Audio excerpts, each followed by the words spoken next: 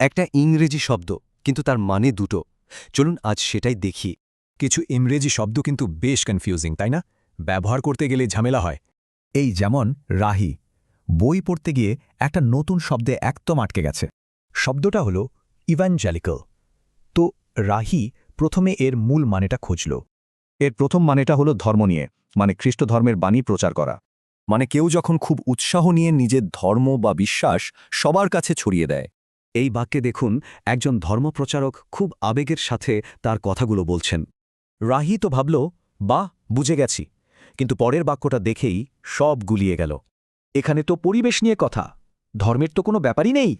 তাহলে পরিবেশবাদ তো আর ধর্ম নয়, তাহলে এখানে ইভ্যাঞ্জেলিক্যাল মানেটা কি দাঁড়ালো?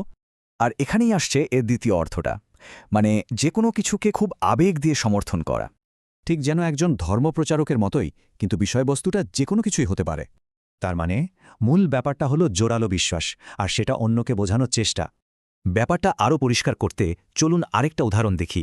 এই বাক্যে দেখুন, প্রার্থীর সমর্থকরা কিন্তু ধার্মিক না, কিন্তু তারা খুবই কট্টর সমর্থক। এখানে ইভাঞ্জেলিক্যাল শব্দটা তাদের সেই তীব্র আবেগ আর সমর্থনটাকেই বুঝাচ্ছে। তাহলে রাহি এখন ইভ্যাঞ্জেলিক্যাল শব্দটার দুটো মানেই পরিষ্কারভাবে বুঝে গেছে।